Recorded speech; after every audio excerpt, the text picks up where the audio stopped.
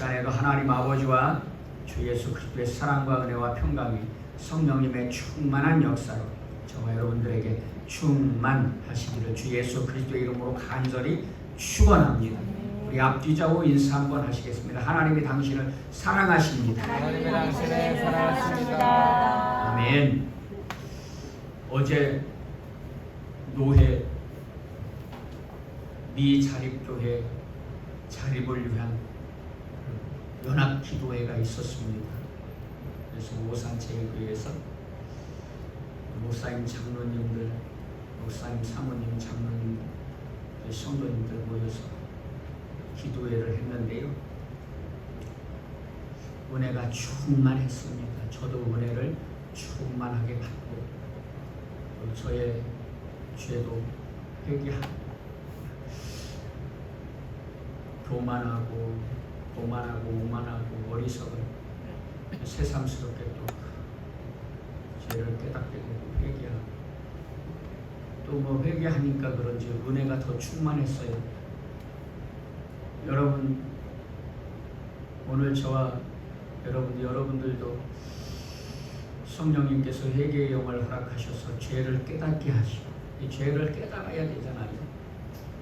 내가 무슨 죄를 지었는지를 깨달아야 되잖아요. 그리고 깨달기만 하면 안 되고 깨달았으면 용서를 구해야 하잖아요. 용서해 주옵소서 회개해야 하잖아요.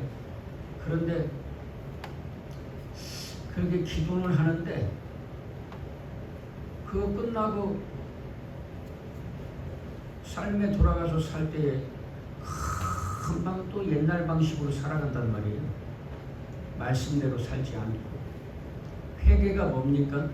죄를 깨닫고 뉘우치고 용서를 구하는 거죠. 하나님 잘못했어요. 용서해 주세요. 이런 죄를 잘못. 그리고 다시는 그런 죄를 짓지 않는 것이 진정한 회개라는 것이죠. 그래서 예수님께서도 가늠하다 현장에서 붙잡힌 여인에게 그러시잖아요. 나도 너희의 죄를 용서하는데 가서 다시는 이와 같은 죄를 짓지 말아라. 그러잖아요. 그래서 우리가 그런데도 불구하고 연약해서 연약하기 때문에 죄를 지을 수밖에 없는 존재예요. 그러나 여러분 우리는 죄를 지을 수밖에 없어 합리화시키면서 또 똑같은 죄를 계속해서 짓는 것도 어리석은 것이죠. 우리가 안 지으려고 하는데 어떻게 살다 보니까 연약해서 마귀의 시험과 유혹에 때로는 넘어가기도 하잖아요. 그럴 때에 여러분 그런 경우 회개하면 되지만 아무 생각 없이 죄를 짓는 것은 그리스도인의 옳은 태도가 아니라는 것이죠. 그래서 정말 막 뜨겁게 기도하고요. 얼마나 목사님, 장로님들, 성도님들이 얼마나 뜨겁게 기도하는지. 그런데 그럴 때마다 그런 기도의 모임이라든가 어떤 집회가 있어서 가서 그러고 얼마나 뜨거운지 얼마나. 그런데 알다가도 모를 일이 그렇게 뜨겁게 기도하는데 왜 변화는 안 됩니까? 알다가도 모르는 일이. 여러분 이게 참 아이러니가 아닐 수가 없어요. 그렇게 뜨겁게 기도하는데 변화가 안 돼. 교회가 변화가 안 되고요.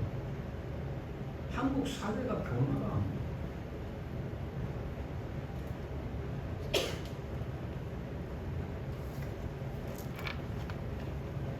그래서 왜 그럴까? 기도하면서 은혜를 충만하게 받고요. 뜨겁게. 그래서 정말 저도 열심히 기도하고 하면서도 왜 그럴까 생각해 봤어요.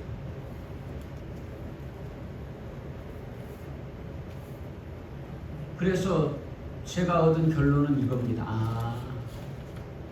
이렇게 기도하지만 그냥 주님을 인격적으로 만나는 일 없이 그저 그냥 막연하게 또는 분위기에 휩쓸려서 기도를 하니까 그런가 보다. 여러분, 그래서요, 우리가 주님을 인격적으로 만나야 됩니다. 주님을 만나야 돼요. 주의 성령님께서 저와 여러분들을 날마다 만나주시기를 주 예수님의 이름으로 축원합니다. 그래서 주님을 만나잖아요. 그러면 변화가 안 될래야 안 될 수가 없어요. 바울 사도가 배운 대로, 그냥 말 그대로 습관대로 배운 대로 유대주의를 배웠잖아요. 율법주의를 배웠어요. 배운 대로 하나님을 섬겼어요. 그런데 이제 바울 사도가 다른 점은 그런 거죠. 정말 진심으로 섬겼다는 거죠. 그냥 유대주의, 율법주의로 잘못된 방식이었지만, 그리고 이제 하나님께서 주님께서 그를 선택해 주신 것이죠. 그런데 그렇게 막 섬기는데 예수님 믿는 사람들, 예수님이 누군지 모르고 예수님을 믿는다는 것이 뭔지 모르고요, 예수님 믿는 사람들을 잡아 죽이고 핍박하는 일에 앞장섰습니다. 그날도 예수님 믿는 사람들을 잡아서 감옥에 가두고 죽이려고 예수님 믿는 자들이 어디에 있다 그래가지고 군사들을 데리고 쫓아가던 중이었지 않습니까? 그때 다메섹 도상에 이르렀을 때에 주님께서, 부활하신 주님께서 바울 사도에게 찾아오셨죠. 사울아, 사울아, 내가 어찌하여 나를 핍박하느냐 그러면서. 아니, 제가 언제 그럴 때에 부활한 주님이 바울이 되기 전에 사울을 만나시고, 그리고 이제 그가 눈이 멀게 되죠. 너무나 밝은 빛을 보고 눈이 멀었어요. 그래서 그런 그에게 부활하신 주님은 그러시잖아요. 어디에 가면 아나니아라는 선지자가 있는데 그에게 기도를 받거라. 그래가지고 그를 찾아가서 기도를 받고 눈을 보게 됐잖아요. 그리고 여러분, 바울 사도가 180도 달라졌단 말이에요.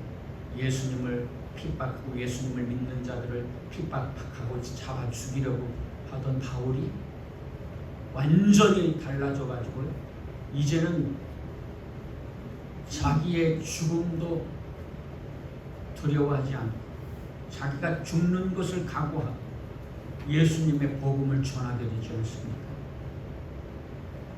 이처럼 예수님을 만나면요, 변화가 안 될래야 안 될 수가 없어요, 여러분. 그래서 우리가 다 예수님을 만날 수 있게 되기를 주 예수님의 이름으로 축원합니다. 예수님을 만난 분들은요, 여러분 그 만남을 소중하게 여기고 날마다 주 안에서 교제하는 성도의 삶을 살아가실 수 있기를 주 예수님의 이름으로 축원합니다. 그런데 여러분, 예수님을 어떻게 만나요? 이런 말씀이 있잖아요. 믿음은 들음에서 나며 들음은 그리스도의 말씀으로 말미암느니라. 그러니까 예수님의 말씀, 하나님의 말씀을 들을 때에 주님을 만나게 된다는 것이죠. 아멘. 그래서 여러분, 오늘 말씀을 듣는 것이 너무나 중요한 일인 줄로 믿습니다. 그리고 여러분, 이렇게 이제 예수님을 만나서 신앙생활하는 것은요, 지정의의 활동이라고 할 수 있는 것입니다. 오늘 새벽에도 말씀드렸는데 이 신앙생활은요, 지정의의 자금인 것이죠. 그냥 감정의 어떤 감동, 움직임, 마음의 움직임, 감동을 받아가지고 야, 은혜롭다, 막 어제 기도회 하는 것처럼 열심히 기도하니까 뜨거워져가지고 막 기도도 더 열심히 나오고 그러는데, 여러분, 이 신앙생활은 감정만 가지고 하지 못해요. 왜냐하면 감정은 금방 식어버리니까. 기도회 끝나고 돌아가잖아요. 식어버려.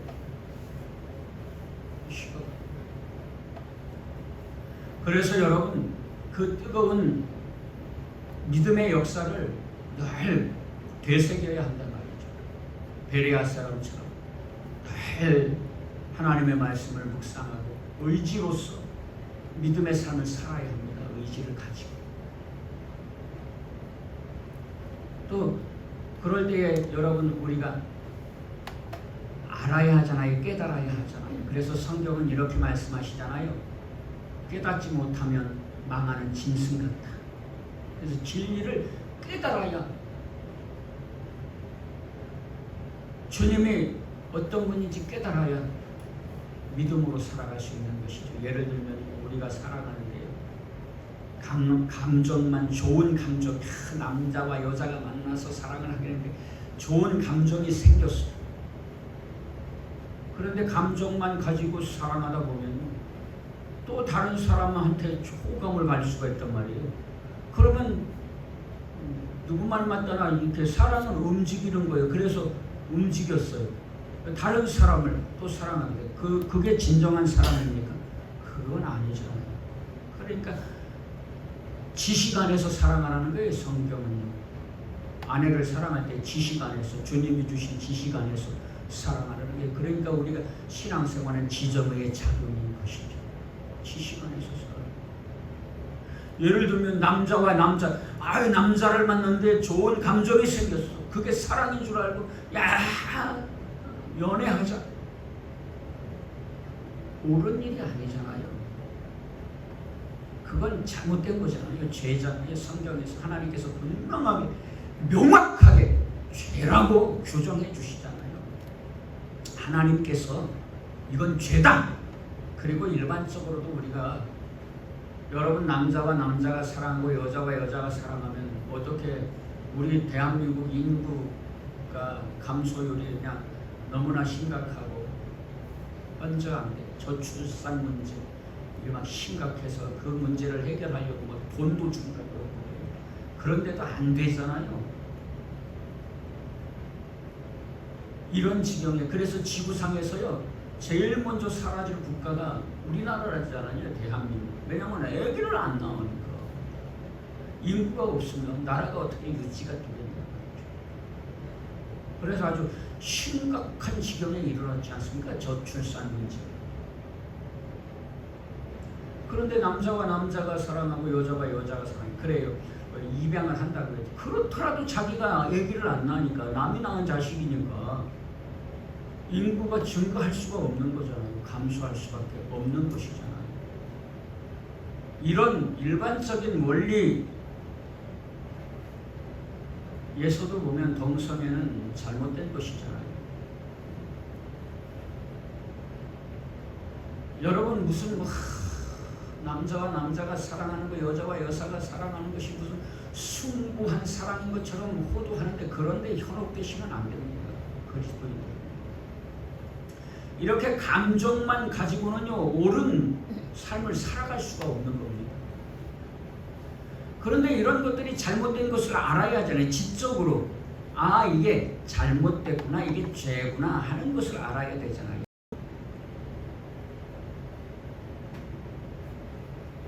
부모 자식 간에도 그렇잖아요. 부모가 미움이 생길 때가 있어요. 부모가 자식이 미움이 생길 때가 있단 말이에요. 사람이니까. 그럴 때에도 나의 엄마 아빠고 나를 낳아주신 분인데 내가 미워하면 안 되잖아. 이 지적으로 알고 의지를 가지고 그 미움을 끊어버려야 되는 것이죠. 자녀에 대해서도 마찬가지고. 그래서 부모를 공경하고 사랑함이 옳다. 그러면 복 받는다고 했다. 그러니까 사랑해야 한다. 용서하고 자녀를 사랑하는 것이 마땅한 일이다. 이것이 옳은 태도다. 그래서요 신앙생활은요 지정의의 작용인 것이죠. 활동인 것이죠. 한 부분에 그냥 막 뜨거운 감정 일어났어.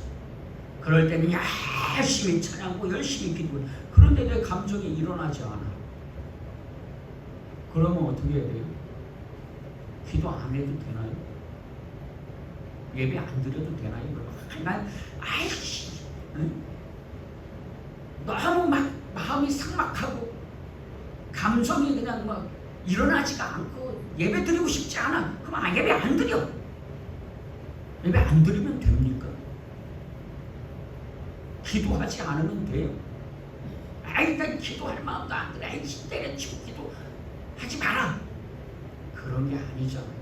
그럴 때에 여러분 의지를 가지고 이런 감정, 나쁜 감정도 마귀가 주는 감정, 주님 저의 부정적인 마음, 불신앙의 마음, 이런 메마른 마음 성령님께서 녹여주시고 기도하게 해주시고 예배 드릴 수 있게 하시고 열심히 찬양을 할 수 있게 주옵소서 하면서 예배 드리고 기도하고 찬양하고. 성경 읽는 것도요 힘들잖아요. 그런데 성경은 하나님의 말씀은 생명의 말씀이고 영의 양식이고 생명의 떡이야. 그러니까 말씀을 읽어야 돼. 그러니까 그런 지적인 깨달음이 있다면 내가 너무 막 성경 읽으려면 얼마나 힘들고 졸립고 이게 잘 내키지가 않아. 그래도 의지를 가지고 성경 읽는 것, 이것이 바른 태도인 것이죠. 그래서 감정만으로도 안 되고요, 의지만으로도 안 되고, 아는 것만으로도 안 되고, 지정의의 작용이 있어야 하는 것이죠. 그리고 내 입장에서 그렇게 믿음으로 살지만 이 믿음이라는 것은요 내 힘으로 안 되는 거죠. 내가 그렇다고 하더라도 여러분 성령님의 도우심이 없으면요 이게 안 된다는 말이에요. 그래서 성령님의 충만한 은혜가 있어야 하는 줄로 믿습니다.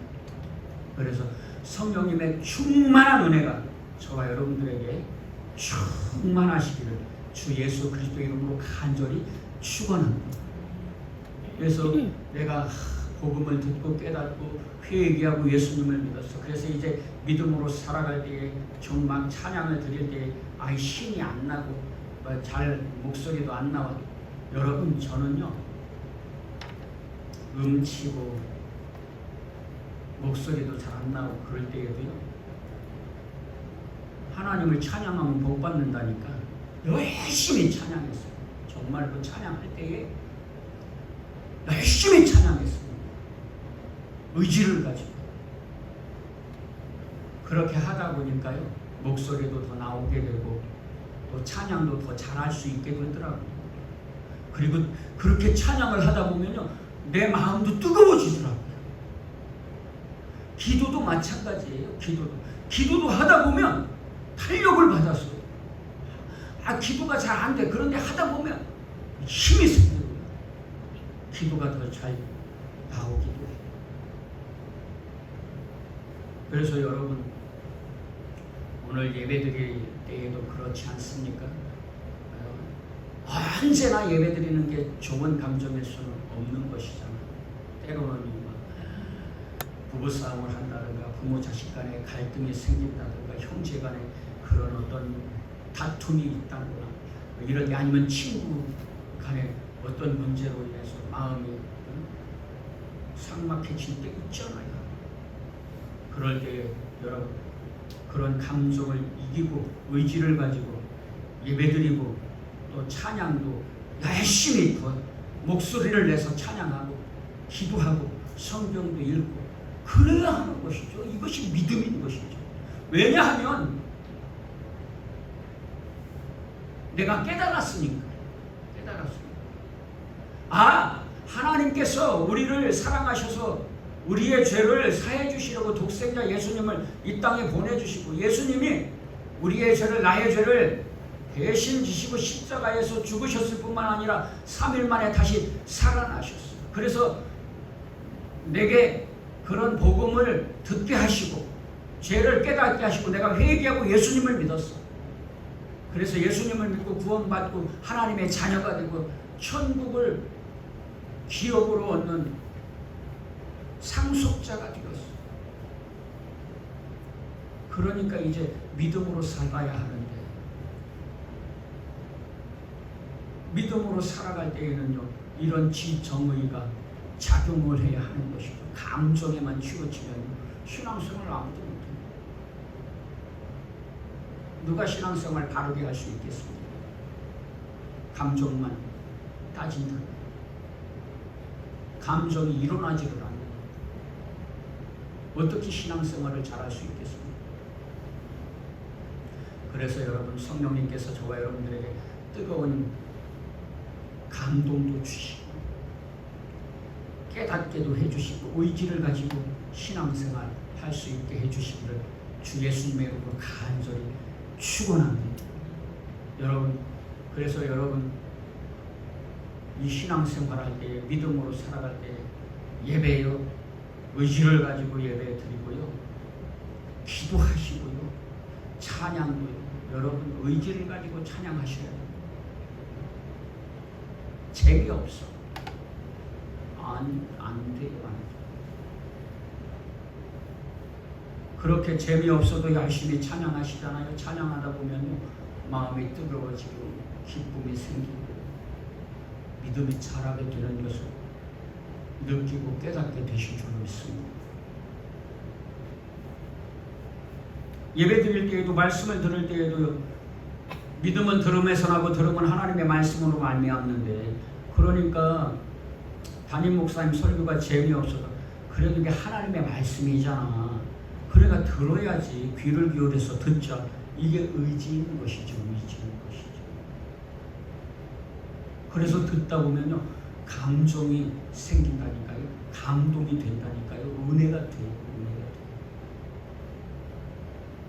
저는 그런 부분에 있어서도요, 자신 있게 말씀드릴 수 있어요. 말씀을 들을 때 어떤 때는 막 집중이 안 될 때가 있어요. 그럴 때에도요, 말씀을 귀 기울여 들으려고 해요. 왜냐하면 하나님의 말씀을 들으면 복이 있다고 하니까. 그래서 그리고 그것을 하나님께서 기뻐하시고 그게 예배 드리는 자의 도리니까. 그래서 막 귀를 기울여서 들어요. 듣다 보면 은혜가 된다니까. 성령님의 감동하심이 있게 된다니까요. 느껴진다니까요. 그러면 뜨거워지게 돼요. 그러면 더 열심히 찬양하고 더 믿음을 굳게 할 수 있는 삶을 살게 된다는 말이죠. 아멘. 오늘 본문에도 보니까 예수님께서 12제자를 부르셨다 그럽니다. 12제자를. 그래서 12제자를 부르셔서 보내셨어요. 그 신학적으로 부르심이 뭐예요? 소명. 신학적인 거로 소명. 부르셨다. 12제자를 부르셨다. 그런데 왜 꼭 12제자일까? 그런 생각을 해봤어요. 13명일 수도 있고 10명일 수도 있고 아니면 20명을 부르실 수도 있잖아요. 그런데 왜 꼭 12명을 부르셨을까요? 아마도 이스라엘이 12지파이기 때문에 각 지파의 대표로서 12명을 부르시지 않았나 생각해보고, 그 12지파는요 인류를 대표하는 것이잖아요. 이스라엘은 인류를 대표하는 것이잖아요. 그래서 이 12명을 부르신 것은 모든 민족에게 복음을 전하라는 주님의 뜻이 계신 것 아닌가 그런 생각을 해보게 되었습니다. 그래서 부르셨어요. 소명하셔서 부르셨어요. 주님 12제자. 그리고 어떻게 하셨어요? 보내셨어요. 뭐 하라고요? 세상에 나아가서 복음 전하라고 보내셨습니다. 여러분, 그래서 제자를 부르실 때에도 그렇잖아요. 처음에는 예수님이 살아계실 때만 해도, 아니면 죽으셔서 부활 승천하실 때까지만 해도 제자들의 마음에 그런 어떤 뜨거운 확신이 없었잖아요. 그래가지고 마가의 다락방에서 기도 열심히 하고 있고, 세상에 나아가서 복음 전하는 일은 아직 본격적으로 시작하지 않았지 않습니까? 그런데 열심히 기도하다가 보니까요, 그 120명의 사람들이 열심히 기도하는데 그 사람들은 항상 뜨거워서 기도했을까요? 그렇지 않잖아요. 주님이 기도하라고 하시니까 그렇게 기도해서 50일 동안 기도했어요. 그리고 50일째 되는 날에 성령님이 임하셨잖아요. 그래서 오순절 성령 강림이라고 하는 것이잖아요. 50일째 되는 날 성령이 임하셨다 그래서 오순절 성령 강림 사건이다 이렇게 말하잖아요. 그래서 성령님이 역사하시니까 막 방언도 하고 예언도 하고 병자들이 치료되고 놀라운 역사가 있게 됐죠. 그래서 그리고 그 제자들의 신령을 뜨겁게 하고 그리고 나서 제자들이 12명 다 내려오는 이야기에 의하면 주님을 위해서 순교했다 그러지 않습니까? 예수님이 죽으실 때에는 다 예수님을 부인하거나 떠나가거나 그랬는데 오순절 성령 강림 사건 후에 이제 제자들이요 정말 세상에 나아가서 본격적인 전도활동 복음의 증인으로 전도하게 되지 않습니까? 오늘 저와 여러분들에게도 성령께서 충만하게 역사하셔서 뜨겁게 하시고 나아가서 복음 전할 수 있게 해주시기를 주 예수님으로 축원합니다. 그래서 여러분 예수님께서 제자들 12명을 보내시고 또 보내셔서 복음 전하라고 하십니다. 그럴 때에 나아가서 복음 전하라고 하실 때 그냥 나가라 그러지 않고요. 뭐 하라고 하세요? 어떻게 나가라고 하세요? 능력을 주셔서 권능을 주셔서 막 귀신도 쫓아내고 병든 자도 치료하는 그런 능력을 주셔서 나가라는 여러분 예수님을 믿는 자들이 복음을 전할 때에 주님이 함께 하시고 능력을 주셔서 세상을 위해서 쩔쩔매는 자들이 아니라 세상에 감당 못할 능력 있는 복음의 증인으로 살게 될 줄로 믿습니다. 귀신도 막 쫓아내고 요즘에 막 여러 차례 자주 말씀드렸지만 요즘에 옛날보다 귀신들이 더 판을 치는 것 같아요. 귀신 얘기가 아니면 뭐 얘기가 안 되는 것 같아요. 무슨 뭐 점쟁이, 무당, 귀신 얘기 뭐 이거 말도 못하잖아요. 그래가지고 막 귀신에 그냥 절절매고 연연. 여러분 그런데 예수님께서 부르시고 보내실 때에는 어떻게 하세요? 권능을 주셔서요. 귀신도 쫓아내고 병든 자도 치료하고 하는 그런 능력을 주셔서 병든 자를 고치며 죽은 자를 살리며 나병 환자를 깨끗하게 하며 귀신을 쫓아내되 너희가 거저받았으니 거저주어라 그러면서 나가서 권능을 주시면서 전해라 가서 전하라. 왜 그럽니까? 죽어가는 영혼을 구원하였습니다. 여러분 주님은 뭐라고 하세요? 모든 민족이 구원을 받게 이르기를 원하신다 그러시잖아요. 아무도 멸망당하는 것을 원하지 않으신다는 거예요. 주님. 그래서 가서 죽어가는 영혼을 구원하라는 거예요. 능력을 행하면서 구원하라는 것이죠. 아멘.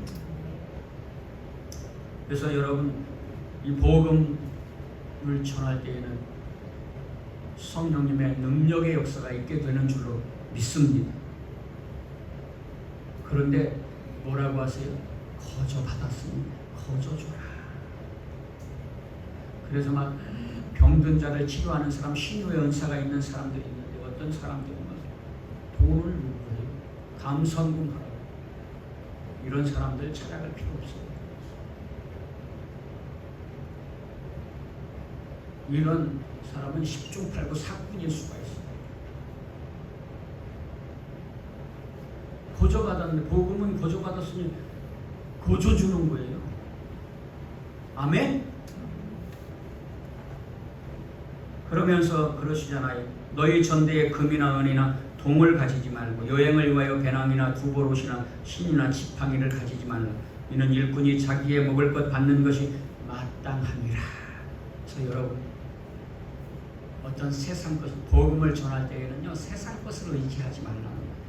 세상의 물질, 세상의 그런 어떤 것들을 의지하지 말고요 하나님을 의지하라는 거예요. 하나님을 의지하라. 아멘. 여러분 복음은요 성령님의 역사로 말미암는 것이지 어떤 뭐 물질로 말미암지 않아요. 그래서 복음 전할 때 일용할 양식 걱정하지 말라는 거죠. 주님께서 복음의 증인들을 먹여주시고 입혀주시고 살려주신다는 것입니다. 그리고 이제 어떤 성이나 마음에 들어가든지 그 중에 합당한 자를 찾아서 거기에 머물면서 복음을 전하라. 그럴 때에 여러분 전도자를 귀하게 여기는 것 주님께 상 받을 일인 줄로 믿습니다. 말씀을 전하고 복음을 전하는 자들을 귀하게 여기는 것은 주님께서 그러시잖아요. 내 제자에게 하는 것은 나에게 하는 것이고 내 제자를 없수히 여기는 것 미워하는 것은 나를 미워하고 없수히 여기는 것이다. 그렇게 말씀하시지 않습니까? 그래서 여러분 우리가 복음을 전하는 복음의 증인들을 귀하게 여겨야 할 줄로 믿습니다. 어느 교회 성도 그런데 이 잘못된 태도가 있어요. 복음을 전하는데도 다른 교회를 다니는데 그런 사람들에게 굳이 말이 전도지 주면서 자기 교회 나오라고 이런 사람들 잘못 배웠어도 정말 잘못 배웁니다. 이런 사람들 잘못된 열심을 내는 겁니다. 주님이 기뻐하지 않으세요. 그게 과연 상이 있을까 생각해요. 오히려 교회를 해치는 일을 하는 거잖아요. 남의 교회를 해치는 일을 하는 거잖아요. 바울 사도 같은 경우에는 그러잖아요. 남의 터 위에나 교회를 세우지 않는다. 그러면서 이미 교회가 있는 지역은 바울 사도는 피해서 복음을 전하지 않습니다. 여러분 오늘 우리 충만한 교회 성도님들은 절대 그런 짓 하지 마세요. 다른 교회 다니면요 잘 다니라고 열심히 다니라고 힘을 실어주고 격려하고 할 수 있기를 주의 수명으로 축원합니다. 그분 아니라도요 하나님께서 보낼 자를 보내주실 줄로 믿습니다. 아멘. 그런데 보면 이런 사람들 있어요. 아니 다른 교회 다닌다고 하는데 굳이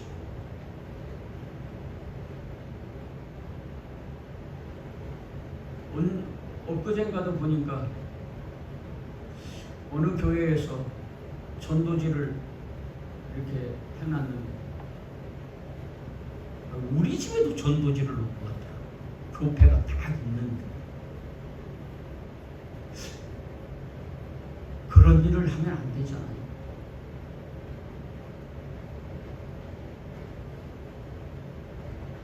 전도지 없는 그 교패 없는 집도 많고 안 믿는 사람들이 얼마나 지천인데 진짜 수도 여러분 오늘 대한민국 사람만 해도 5천만이라고 치면요 기독교인이 뭐 지금은 예전에는 1200만이라 했는데 지금은 1000만도 안 되잖아요.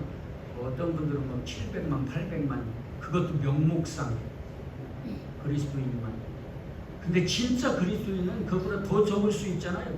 이렇게 많은 사람들이 그냥 4분의 3이나 5분의 4나 안 믿는 사람들인데 그러니까 1000만이라고 쳐도요 5천만이면 4천만이 안 믿는 사람들이 그러면 4천만이 안 믿는 사람은 우리 주변에 안 믿는 사람들이 수두룩 빽빽하다는 얘기잖아요. 그런 사람들에게 복음 전해도 부족할 판에 왜 꼭 믿는 사람한테 그래야 하냐고요. 그거 옳지 않잖아요. 그래서 여러분 우리가 복음 전할 때에는 믿지 않는 자들에게 전할 수 있는 그런 다른 전도의 자세를 가질 필요도 있는 줄로 믿습니다.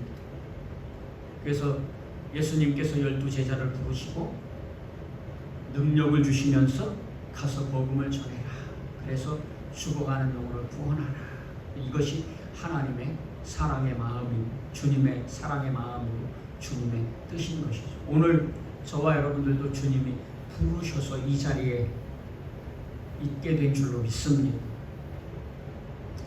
그리고 주님을 인격적으로 만나고 성령님께서 뜨겁게 하셔서 능력을 가지고 복음의 능력을 가지고 나아가서 복음 전해서 죽어가는 영혼을 구원하는 일에 열심을 낼 수 있는 저와 여러분들 되시기를 주 예수 그리스도 이름으로 간절히 축원합니다. 기도하시겠습니다.